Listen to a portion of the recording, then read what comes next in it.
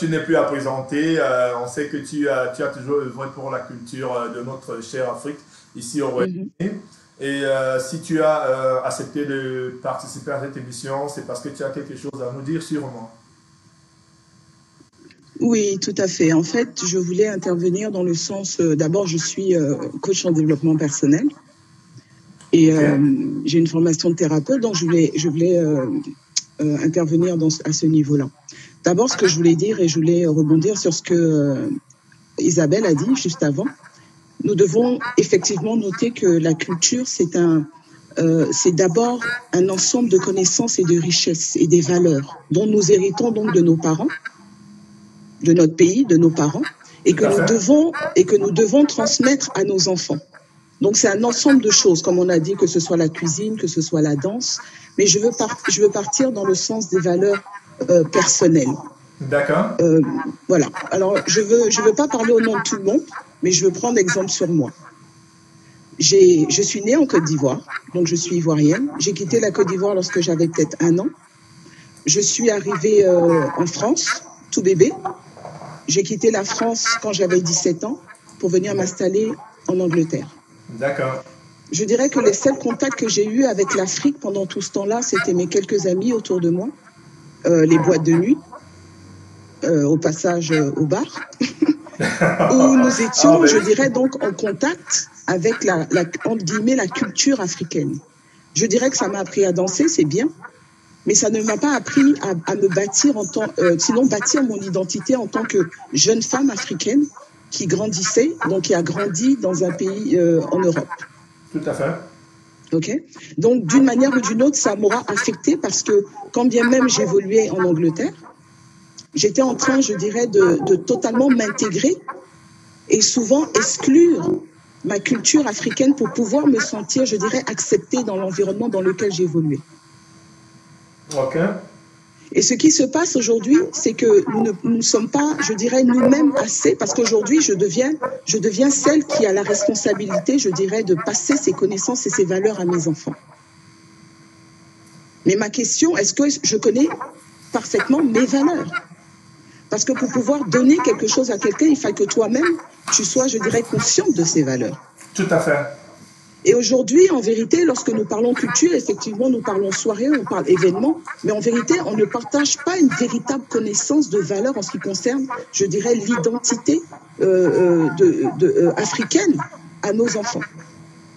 Je me rappelle que j'ai eu à faire voyager ma fille il y a peut-être 2 ans de ça. Elle est partie en Côte d'Ivoire pour la première fois, donc à l'âge de 15 ans. Et ça lui a donné, ça lui a fait un choc de se rendre compte en fait que une partie de son histoire était en Afrique. Une partie de son identité se trouvait en Afrique. Il y a des choses qu'elle a appris, des choses avec lesquelles elle a été en contact, qui lui ont permis, je dirais, de remodeler son identité, sa personne, sa manière d'être, de se comporter. Aujourd'hui, nous voyons par exemple beaucoup de jeunes qui sont face, je dirais, à la violence, qui traversent des crises d'identité. Mais en vérité, c'est parce qu'il leur manque des pièces du puzzle en ce qui concerne leur identité. Ils ne savent pas qui ils sont. Alors, lorsque nous parlons de culture et que nous sommes toujours focalisés sur l'événementiel, c'est une bonne chose, mais s'il n'y a pas de connaissance, je dirais, une forte connaissance en dessous, je dirais que c'est bien d'apprendre à danser. Tout à fait, Marie. Je vais t'arrêter là juste parce que... Il y a certaines valeurs. Il y a quelqu'un qui vient de poser... Marie? Oui? Excuse-moi de t'interrompre. Il y a quelqu'un qui Vas-y. posé une question très très importante par rapport à ce que tu es en train de dire. Oui. Elle s'appelle Hélène Dahl et Oui. elle te pose la question suivante. Oui. La diaspora africaine a-t-elle reçu ou connaît-elle la culture africaine avant de la voir? C'est exactement mon point. C'est exactement mon point. En fait, j'en arrivais au point, justement, de nous donner, de comprendre, nous, les parents de cette génération, que nous devons nous-mêmes faire un retour à nos racines. Il va falloir que nous retournions nous-mêmes en arrière pour questionner nos parents s'ils sont encore vivants et s'intéresser à notre culture. Lorsque je suis retournée en Côte d'Ivoire ces 3 dernières années, et j'ai appris énormément de choses. Par exemple, je te donne un petit exemple. J'ai grandi donc en France, en Angleterre. Liberty of speech. On s'exprime comme on veut, quand on veut ici, ok? Mais je me suis retrouvée à 2 réunions de famille où je me suis rendu compte qu'on ne donne pas la parole comme ça aux jeunes. D'accord. Tu comprends? Mais maintenant, Marie, tu en parlais un peu dans un sens général, d'accord? Alors, la première chose, c'est qu'il faudrait que la diaspora soit suffisamment éduquée afin de pouvoir retransmettre même cette culture. Exactement, tout à fait. Maintenant, cela me revient aussi à la question que quelqu'un vient de poser là, monsieur Sommet. Il se dit, est-ce qu'il y a, comment je vais dire, est-ce que les cultures africaines sont déjà compatibles au niveau de la diaspora ici là? Ou alors, selon toi, cela devrait se passer dans chaque communauté représentative? Bon, je pense déjà que personnellement, chacun devrait avoir la volonté de faire ce retour en arrière, de rechercher qui il est, ses valeurs et les connaissances qui sont propres à sa culture. Et il serait bien, effectivement, que nous retrouvions au niveau des communautés ici des activités et quand je parle d'activités, par exemple, je suis d'origine Apollo et ils ont un festival qu'ils font chaque année. Mais lorsque tu vas à ce festival, ils t'apprennent les danses. Les danses signifient quelque chose. On ne danse pas pour danser. Les danses signifient quelque chose. La manière de se vêtir signifie quelque chose. La manière d'attacher ton pagne signifie quelque chose. La manière dont les femmes se tiennent. C'est-à-dire, c'est toute une éducation que nous loupons aujourd'hui parce que nous-mêmes, les parents, nous ne sommes pas, je dirais, informés de toutes ces choses. Donc déjà, c'est une responsabilité que nous avons si nous ne voulons pas totalement perdre nos enfants. C'est une responsabilité que nous avons de retourner nous-mêmes d'abord à ces valeurs. Et par la suite, essayer de mettre sur pied des communautés où ces valeurs-là seront, je dirais, représentées, mais respectées, pas de manière médiocre, mais de manière informée.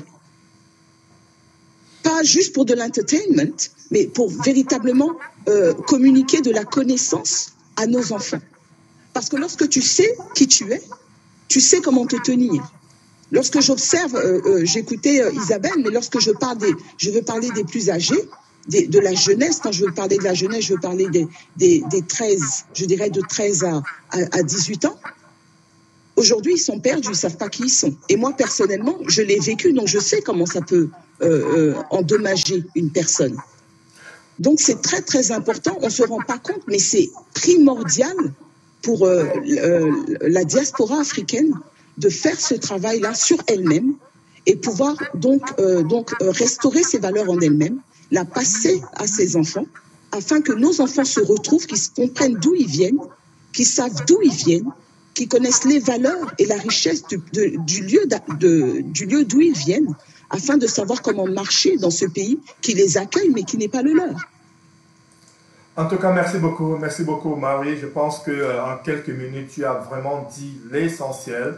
Et il y a Isabelle qui était passée avant toi, qui avait parlé un peu dans le même contexte. En tout cas, merci beaucoup. Ce sera un plaisir de revoir un de ces jours. Pourquoi pas un face-à-face avec d'autres acteurs culturels dans la communauté. Merci bien sûr. Marie, et puis bonne soirée. Well done, et puis courage. Allez, merci beaucoup. Ladies and gentlemen, thank you for watching. This is the first edition of Diaspora Life Talk. We just had Marie Fadiga, who was talking about something very, very important. Generally, when we talk about the culture, people think that it's only event. So Marie was trying to say that the culture is not only event. So the culture is also related to fashion, to what we eat.